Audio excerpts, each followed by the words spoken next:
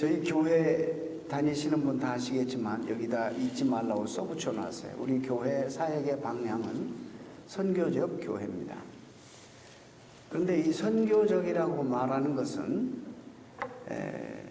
어떤 우리의 이름을 내고 우리의 사역을 하고 우리 어떤 그 교회 부흥을 이루고 이런 교회가 아니라 하나님께서 하시고자 원하시는 미션, 그분의 미션이 도대체 무엇인가?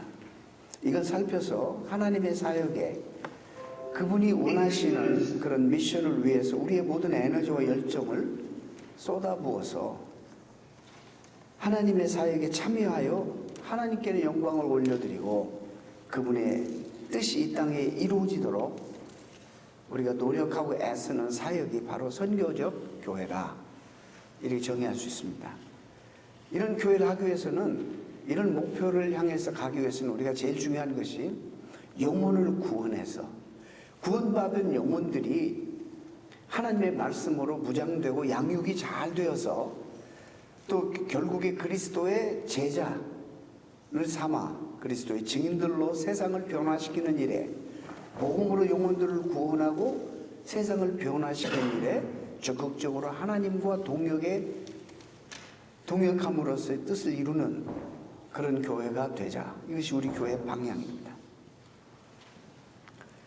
이런 방향성을 향하여 함께 가면서 2019년 한 해 동안 구체적으로 힘쓰고 집중해야 할 이 한 해의 objectives가 있다면 무엇인가?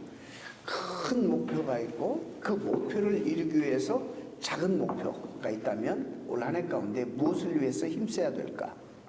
제가 한 2개월 동안 집중적으로 이걸 위해서 기도하고 그냥 이런 것들이 구호가 되지 않고 실제적으로 삶 속에, 현장 속에, 성도의 삶 속에 나타나고 구현되도록 하려면 무엇을 하나님 잘 섬겨야 되겠습니까?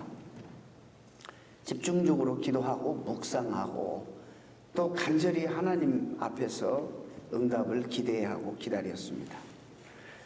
그러던 중 2주 전에 제가 이거를 벌써 몇 번 강단에 서서 강조하고 또 말하고 싶었는데 꼭 참았어요. 오늘 말씀 드리려고. 왜냐하면 이것이 너무 신비로운 저에게 체험이었기 때문에, 왜냐하면 정말 우리 주변에 그냥 하나님 나라 갔다 왔다는 사람이 하도 많아가지고 꿈속에서. 그래서 저는 예지간하면 제가 강단에서 제 꿈 얘기 해본 적이 없어요. 지난 목회하면서 한 번도 제 꿈 얘기 해본 적이 없습니다. 비록 제가 하나님께서는 우리에게 응답하시기를 제일 중요한 이 말씀의 방편을 통해서 우리 기도를 응답하신다. 또 환경과 주변에 하나님의 말씀과 성숙한 성도들의 그런 대화와 권면을 통해서도 하나님 말씀하실 수 있다. 또 제가 항상 여지를 꿈을 통해서도 하나님 우리에게 말씀해 주실 수 있다. 그렇게 말씀을 늘 드리지만은 제가 그동안에 별로 이렇게 좋은 꿈, 영양가 있는 꿈도 꾸지도 않았지만은 그런 얘기를 강단에서 얘기한다는 것이 이렇게 별로 참 좋지 않아서 안 했습니다. 한 번도 한 적이 없어요. 근데 너무 저한테는 인상적이고 제가 잊을 수 없는, 그래서 그 다음날 전 정말 하늘을 나는 기분으로 며칠을 지냈습니다. 제가 천국에 다녀왔습니다. 꿈에서. 믿든 말든.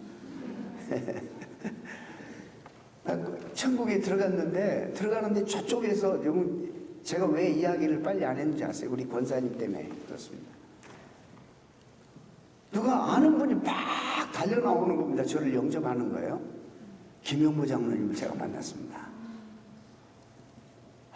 달려나오면서 그렇게 저를 반기면서 이 사람 저 사람에게 저를 소개하는, 우리 목사님입니다, 우리 목사님입니다 하면서 막 소개하는 거예요. 이게 꿈이 아니겠지? 그리고 제가 진짜 그 꿈속에서 우리 그러잖아요. 꼬집어 보기도 하고 내 아프고 정말 생시였어요. 이게 꿈이 아니에요. 결국에 꿈이었지만 꿈속에서도 너무 선명하다는 거예요. 사모님 잘 계셨느냐고 그렇게 여쭙고, 자, 이쪽에서 우리 교회 사역을 보시니까 다 들여다보죠. 좀 이밸류에이트 좀 하시고, 저는 내가 지금 최근에 뭘 위해서 기도해 왔는지 아시잖아요. 어떻게 보셨습니까? 제가 뭘 합니까? 계속 거기서도 겸손하시더라고. 그런데 이 지상의 모든 교회를 슈퍼바이저하고 그 다음에 이밸류에이트 하는 대사도, 주님과 함께 이 일을 전문적으로 하시는 분이 계십니다. 제가 그분께 인도할게요. 그러면서 저를 그분에게 인도하시는 거예요. 그러니까 보니까 광채가 나고 좀 달라 보여요. 그래서 이제 거기서 겸손히 무릎을 꿇고 이제 조아리고 앉아서 듣습니다. 저희 사역을 좀 평가해 주시고 2008년도는 어떻게 하는 것이 정말 하나님이 가장 기쁘시게 하는 사역입니까? 제가 너무 꿈꾸고 난 다음에도 기쁘고 감사했던 것이 정말 제가 우리 성도들을 사랑하는구나. 너무 울먹거리면서 우리 성도들이 너무 디트로이트에서 고생하면서 삽니다. 이렇게 힘들게 신앙생활을 하는 분들을 더 행복하고 더 건강한 주님 안에 신앙생활을 하게 해야 되는데 어떻게 하면 좋겠습니까? 이분이 이제 제가 개인적으로 저한테 책망하는 건 제가 얘기 안 합니다. 그것도 저기 너무나 큰 충격이 됐고 도전이 되었어요. 그건 여기 얘기할 필요가 없고. 그러면서 하시는 말씀이 네가 생각하는 것보다 훨씬 더 힘들게 산다. 내가 성도들이 그러시는 거예요. 네가 상상하는 것보다 더 훨씬 힘들고 참 어렵게 산다. 이러시면서 네가 그동안 기도해 온 것을 내가 다 안다. 그러면서 이제 이렇게 일어나서 가시면서 저에게 다시 한마디를 하시는데 한 영혼을 소중하게 품어라. 그 말씀 하시는 거예요. 개꿈이 아닙니다, 이거는. 개꿈이라 할지라도 이건 너무 성서적이고 이것이 너무 저에게 은혜가 되고 이것이 너무 깨고 난 다음에 정신이 바짝 들고 말이죠. 이것이 늘 제가 사모했고 그렇게 해왔다고 자부했는데 이게 구구였구나. 정말 이 한 해 동안은 한 영혼 한 영혼에 대해서 정말 더 소중하게 여기고 그래서 오늘 본문을 그렇게 택한 겁니다.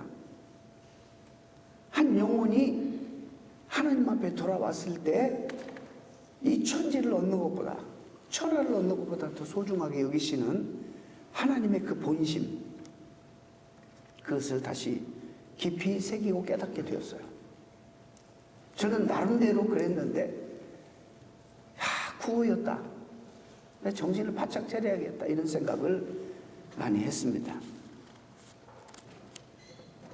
얼마나 고무적이고 얼마나 은혜스러운 꿈이었는지 생생하게 일어나자마자 그날 뭔 일 좀 있었어요. 그래서 아내하고도 나누고 주변의 목사님들과도 나눴습니다.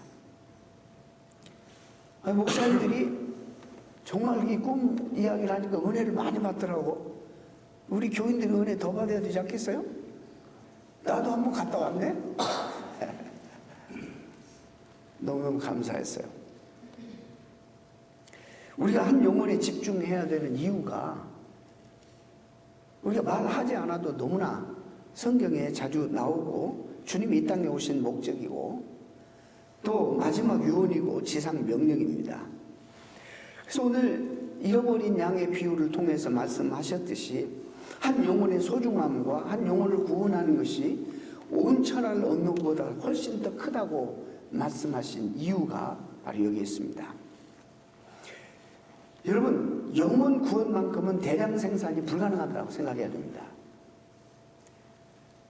심지어 선교학자요, 선교사였던 닥터 라프 윈터라는 그 목사님은, 선교학자는 이 시대에 그리스도인들이 정말로 많은데 아마 내 생각으로는 이 가운데 한 5%나 5%나 구원받을까?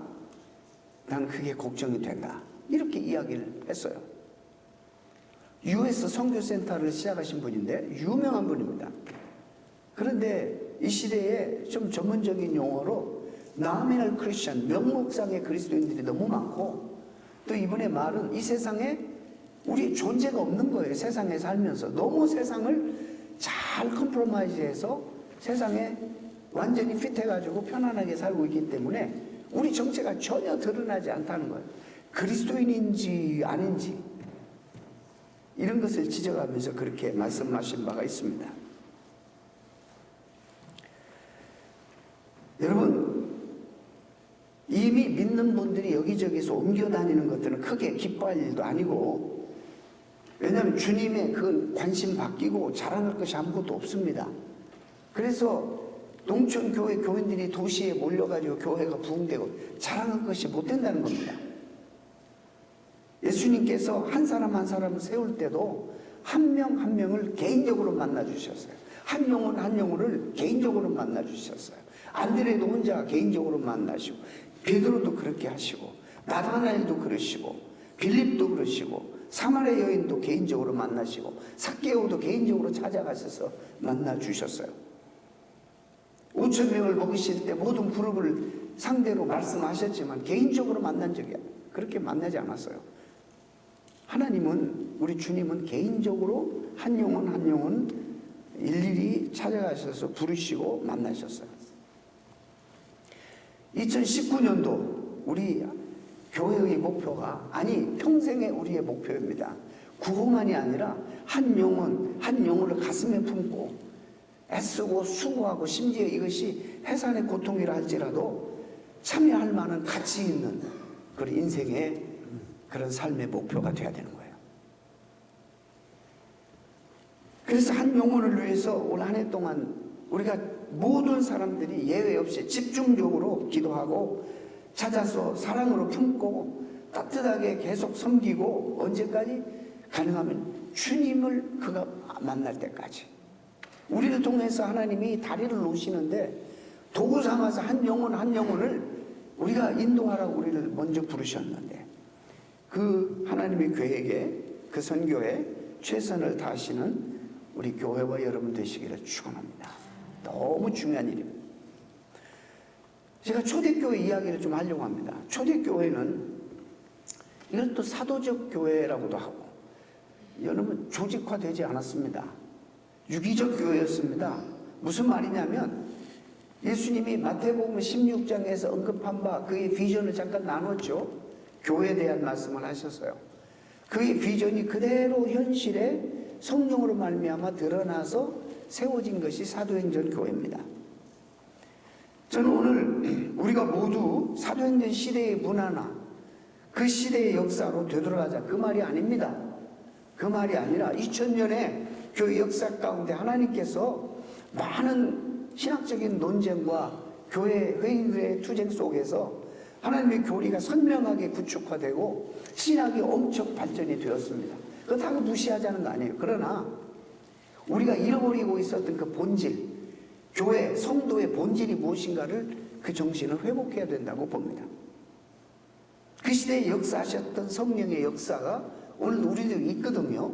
그런 역사가 또 활발하게 일어나도록 우리가 하나님 앞에 우리 삶을 양도해드리고 맡겨드리는 한 해가 되어야 됩니다. 사도들의 증거가 명백하고 뚜렷했습니다. 여기서 선포되는 하나님 말씀을 통해서 말씀이 선명하고 뚜렷하게 여러분이 듣기 싫어도 하나님의 말씀으로 선포되는, 그래서 죽은 영혼들이 살아나고 병든 영혼들, 잠자는 영혼들이 깨어나는 그런 역사가 있기를 저는 간절히 기도합니다. 그 다음에 사도들의 그 삶의 모습이 우리 가운데도 재현되어야 된다는 것입니다. 같은 성경을 믿고 같은 하나님을 믿으면서, 물론 2000년이라는 엄청난 문화적인 그리고 시간적인 차이가 있지만 이런 그 정신을 우리가 다시 본받아야 된다는 것입니다. 우리 삶이 변화되고 달라져야 된다는 것입니다. 세상에 어디 내놔도 우리의 모습이, 정체가 구별되어야 된다는 것입니다. 그래서 우리가 너무나 세상 속에서 편안하게 이렇게 지내면 아무런 저항이나 가치관에 있어서, 삶의 방식에 있어서 아무런 다름이나 저항을 느끼지 못하면 우리가 정말 참 그리스도인이라고 말할 수 없습니다. 현대는 자꾸 이 처세술을 가리켜서 어떻게 하든지, 제가 여러분 그리스도인 되어 세상을 막 정죄하고 말로 그러지 말고 삶으로 정죄해야 되는 거예요. 다르게 삶으로, 신선하게 삶으로, 매력적인 삶을 통해서 세상이 Our life should be noticeable. 그렇게 하라는 것이지 말로 자기는 그렇게 살지 않으면서 그러니까 증거의 능력이 떨어지는 거예요. 이런 것들을 우리가 회복하자는 그런 말씀을 드리는 겁니다. 이것이 바로 초기 교회의 모습이고 사도적 교회의 모습이 사도행전 교회의 모습입니다. 여러분 교회라는 것은요 사람들이 모여서 교회라 이름을 만들고 무엇인가 우리가 해보자 해서 만든 조직이 결코 아닙니다. 그런 조직이 아니에요. 그 당시에는 그냥 믿는 사람들 이렇게 불려졌을 뿐입니다. 혹은 제자, 그리스도를 따르는 자들, 형제들, 구원받은 사람들이라고 불렀습니다. 자기들끼리는 스스로 뭐라고 불러야지 될까 규정하지도 않았습니다. 그리스도인이라는 크리스찬이라는 호칭도 사도행전 11장에 안디옥에 이르러서 그것도 믿는 사람들이 이렇게 부른 게 아니고 믿지 않는 사람들이 밖에서 볼 때 이들은 삶이 우리하고 다르다. 뭐냐? 그리스도를 따르는 사람이다. 그래서 크리스찬이라고 부른 겁니다. 교회에서 만든 용어가 아닙니다. 우리가 함께 그리스도인이라 부르자라고 해서 시작된 용어가 아니라는 것입니다. 세상 사람들이 그렇게 불렀을 뿐입니다. 역사가들에 의하면 주후 200년까지 그 시대에 더 많이 불려졌던 칭호, 별명은 나사렛 도당이에요. 나사렛 도당. 기독교라는 말도 한참 후에 역사 가운데 등장한 단어입니다. 지금 우리에게 익숙한 단어, 교회, 기독교, 크리스천, 그리스도인 이런 단어 자체가 바로 그 시대에는 존재하지도 않았습니다. 그냥 밖에서 이 무리들을 불러준 별명이었습니다. 그렇게 불러달라고 요청한 적도 없고 어떤 조직체도 만들지 않았습니다. 어떻게 보면 아주 무질서했지만 그 안에 강력한 질서의 하나님이 성령으로 그들을 구축해 나가고 놀라운 역사를 일으킨 겁니다.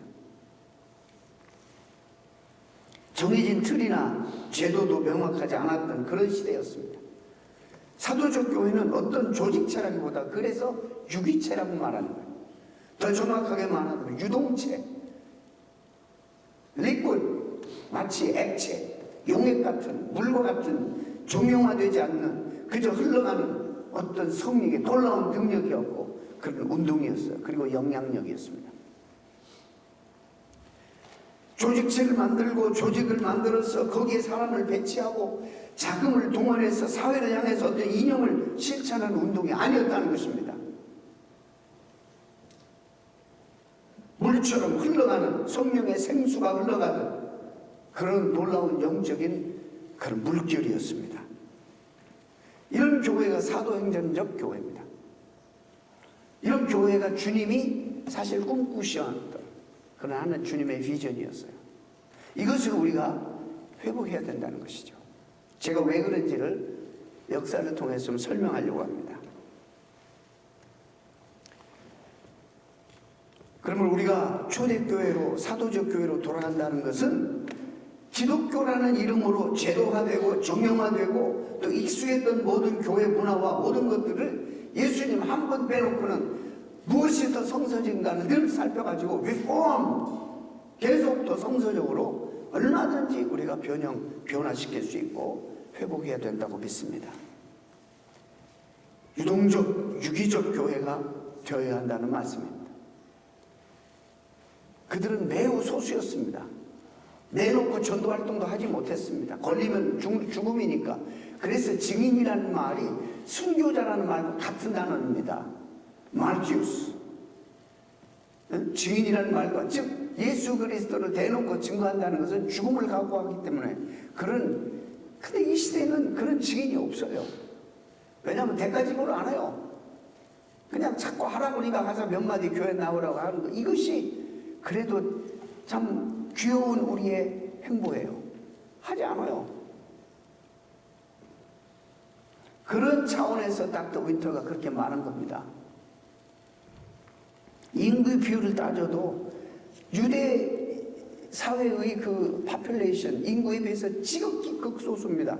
특별히 로마 제국의 안에서의 그 사람들은 지극히 작은 소수였습니다. 그런데 도대체 무슨 능력이, 무슨 힘이 그들 가운데 있었길래 200년도 못해서 대로마 제국을 뒤흔들어 버리고 뒤집어 버립니다.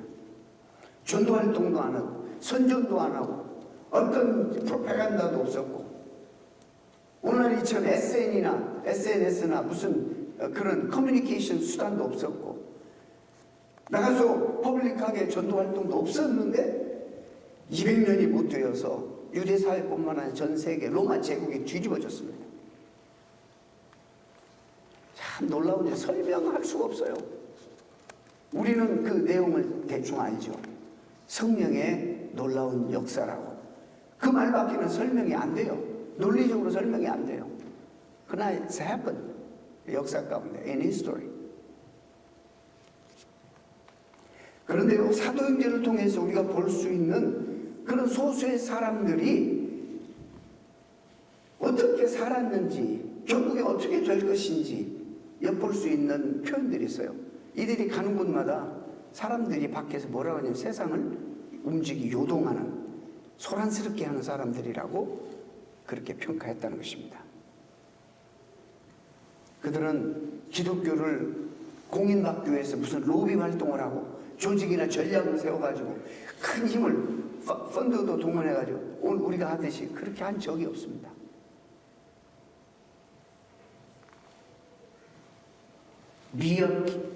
미약하고 미천해 보이는 소수의 갈릴리 사람들, 이들에 의해서 로마가 뒤집혔습니다. 결국 3세기에 이르러 콘스탄틴 황제가 교회를 공인할 수밖에 없는 그런 정치적 결정을 내릴 수밖에 없는 숨겨진 이유, 다시 말로는 설명할 수 없지만 우리는 압니다. 하나님의 역사예요. 하나님의 역사입니다. 그 역사는 오늘도 동일하게 우리 가운데 우리를 통해서 하나님이 일으키시기를 원하시는 역사인 것입니다. 그러나 아쉽게도 여기서부터 잘 들으세요. 교회가 공인된 이후에 세력화되기 시작합니다. 예수님을 믿는 것이 사회의 기득권 세력이 되어집니다. 예수 안 믿으면 행세를 못하게 됩니다. 온갖 물질과 파워가 교회 안에 모이기 시작합니다. 당당하게 말씀을 외치고 콘스탄틴 황제라도 세례를 함부로 주지 아니하고, 회개에 합당한 열매가 공동체에서 검증되지 않으면 세례 줄 수 없다고. 그래서 어떤 그 전문가는 마지막에 그가 모든 왕관 옥을 다 벗고 정말 엎드려서 그 열매를 확인하고 세례 받았다는 설이 있고, 어떤 사람은 끝까지 못 받았을 것이다. 3년간 교리 공부를 시키고 삶의 모습이 달라진 모습이 나타나야지 세례를 줬습니다. 그런데 기독교가 공인되고 난 다음에 부자들, 권력자들이 막 교회에 들어오는 거예요. 눈치 보기 시작합니다. 저 사람들이 헌금 많이 낼 텐데 저 사람 듣기 좋은 얘기합니다. 하나님 말씀 전하는 대신에 간간히 말씀은 성경을 통해서 전하지만 위축되기 시작합니다. 영향력이 상실되기 시작합니다.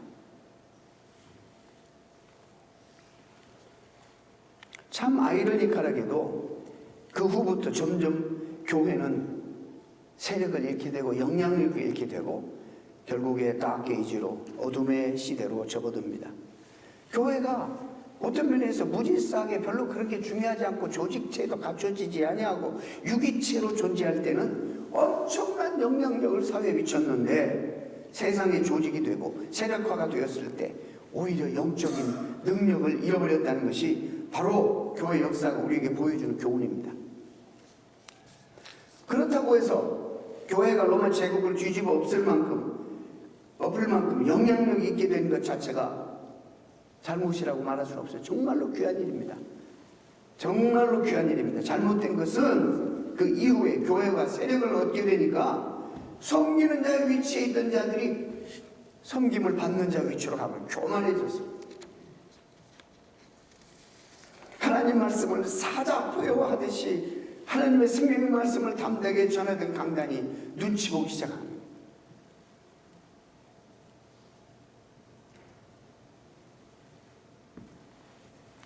세상적인 권력 욕구로 충만해지기 시작합니다. 교회가 영향력을 잃어버린 것입니다. 그때 그때나 지금이나 성도들과 교회가 사회에 선한 영향력을 미치는 것, 끼치는 자체는 너무나도 귀한 일입니다. 절대 그것을 부정적으로 말할 수는 없습니다. 근데 우리 그러잖아요. 이 시대에 우리 교회들이 사회 영향력을, 영적 영향을 성실하고 잃어버리고 있다. 왜 그럴까요? 우리 한번 생각해 봐야 되는 거예요. 이 본질을 우리들이 잃어가고 있기 때문입니다. 하나님이 우리를 여기에 모아주신 그 이유, 본질, 이것을 우리가 소홀히 여기기 때문입니다. 저는 이 시대 교회들이 한 영혼, 한 영혼의 소중함을 아는 교회들로 모두 회복되어야지 앞으로 미래가 있다고 저는 믿습니다. 구호만이 아니라 실제적으로 그 교회의 본질을 우리가 회복해야지 된다고 믿습니다. 이런 변화는 어떤 이념이나 조직으로 이루어지는 것이 아닙니다. 이런 역사는 교회의 가장 기본 단위, 바로 기본 단위인 한 영혼 한 영혼이 주님을 만나는 일로부터 시작되는 것입니다. 그래서 주님을 만나는 일은 소홀히 우리가 소중히 여기고, 우리뿐만 아니라 이 교회 안에뿐만 아니라 밖에 있는 영혼도, 아직 주님 모르는 사람, 하나님 우리를 다리를 통해 우리를 도구로 삼아서 그 영혼들의 주님을 정말 만나게 하는 일에 하나님 한 해 동안 우리 교회와 여러분 모두를 사용하시기를 간절히 원하는 것입니다. 한 영혼을 사랑하는, 내 옆에 있는 정말 잃어버린 영혼에 대한 애정이 없으면서 단기 선교가 무슨 의미가 있습니까? 한 영혼을 사랑하지 못하면서 열방을 품는 건 그건 불가능한 거고, 그거는 진정성을 우리가 의심하지 않을 수 없습니다. 사도행전에 보면 1, 2절에 이렇게 나와요. 데오빌로여, 내가 먼저 쓴 글에는, 그렇게 먼저 쓴 글이 뭘까요? 사도행전의 저자는 누가입니다. 누가. 그럼 먼저 쓴 글은 누가복음이에요. 자, 누가복음은 뭐냐면 예수님이 사역을 어린 시절부터, 그 다음 예수님이 이제 하나님 나라를 선포하고 병자들을 치유하고 하나님 나라를 소개하고 또 정말 제자들을 소수로 선택해서 이런 일들을 맡기는 일까지, 그리고 승천하신 일까지 기록해요. 그러고 난 다음에 하나님이 가르치심하고 명령을 어떻게 받아서 제자들과 사도들이 수행하는가, 그래서 하나님이 꿈꾸던 교회들이 이 땅에 세워지고 나타나게 되는가를 보여주는 것이 사도행전의 역사예요. 이 방대한 분량에, 물론 복음을 기록해서, 교회 역사를 기록해서 오고 오는 세대에 정말 하나님 나라 확장을 위해서 주님의 복음을 전하고 영혼들을 구원하기 위해서 그 목적으로 기록된 거지만은, 우리가 가만히 보면 사도행 1, 2장에 누구에게 썼어요? 이거를 한 사람에게 썼어요. 너무너무 참 놀라울 일이에요. 데오빌로라는 사람을 위해서 썼어요. 바로 예수께서 일하시고 가르치기 시작하신 모든 것, 그리고 예수님의 선택한 사도들을 통해서 명령하신 그 내용들을 누가복음에 기록했는데, 그리고 사도행전은 예수님께서 행하시고 가르치시고 분고하신 모든 것들을 그대로 행한 사도들과 믿는 성도들의 기록이에요. 어마어마한 분량의 방대한 이 글을 누구를 위해 썼어요? 데오빌로 한 사람을 위해서, 한 영혼의 소중함을 위해서 우리는 여기서 엿볼 수가 있습니다. 물론 말씀드린 것처럼 이 복음을 기록에 남겨서 많은 잃어버린 영혼들을 구원하기 위한 그런 더 귀한 목적이 있지만,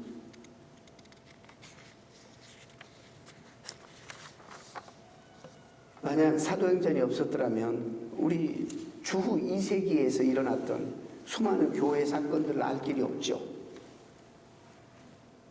너무나 귀한.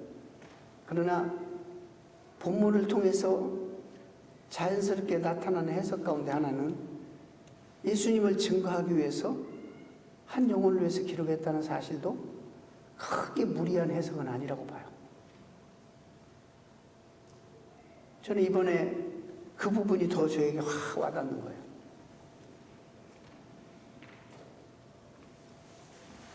주님은 자주 그 당시에 인격으로 또 사람으로 수로 치지 않았던 어린아이를 들어서 한 영혼의 소중함을 교훈하셨어요. 오늘 한 해 가운데 You are so precious. 여러분, 한 사람 한 사람이 너무너무 귀한 거예요. 서로를 그렇게 여기고, 우리가 구원받았으니까 구원받지 못한 사람들을 또 소중하게 여기는 마음으로 우리 주님 앞에 인도하는, 복음으로 주님 앞에 인도하는 그런 일에 쓰임받았으면 참 좋겠어요. 20세기 성자라고 흔히 불리는 테레사 수녀 이야기를 하고 말씀을 마칠까 합니다. 노벨 평화상을 받았습니다. 세계가 주목했죠. 많은 사람들을 울리고 감동을 주었던 그녀의 삶이었습니다. 극빈자, 병자, 고아, 죽어가는 사람, 노인들을 불러서 모아놓고 자선을 베풀었습니다. 그가 노벨 평화상을 받을 당시 그분이 벌려놓은 사역은 벌써 전 세계적으로 이미 퍼져 있었습니다. 여러분, 126개국에 600여 곳에 이 구제소, 하우스가 생겼습니다. 그래서 세상에 버림받은 사람들을 다 돌보고 있었습니다. 세인들은 이런 세계적인 조직을 아무래도 움직이는 테레사 수녀나 그가 아니더라도 아마 그 밑에서 대단히 세계적인 글로벌 기업을 운영할 만한 CEO가 있을 것이다. 이런 것들에 대한 조직이 그냥 되어지는 게 아니기 때문에 그렇게 질문했습니다. 탁월한 CEO 경영 방법을 가지고 움직일 것으로 생각했는데, 그래서 테레사 수녀의 사역 방법, 한 영혼을 사역하는 그런 그 부분에 대해서 아무도 주목하지 않았습니다. 저는 그분의 말을 인용하면서 오늘 설교를 마무리하려고 합니다. 여러분, 다시 한번 깊이 돌이키면서 반성하고 우리가 정리하는 시간이 되었으면 좋겠어요. 나의 임무가 대중을 돌보는 것이라고 나는 한 번도 생각해 본 적이 없습니다. 내 임무는 내가 한 개인을 돌보고 한 개인을 내가 사랑하는 것입니다. 나는 한 번에 한 사람밖에 사랑할 줄 모릅니다. 나는 한 번에 한 사람밖에 거둘 능력도 없습니다.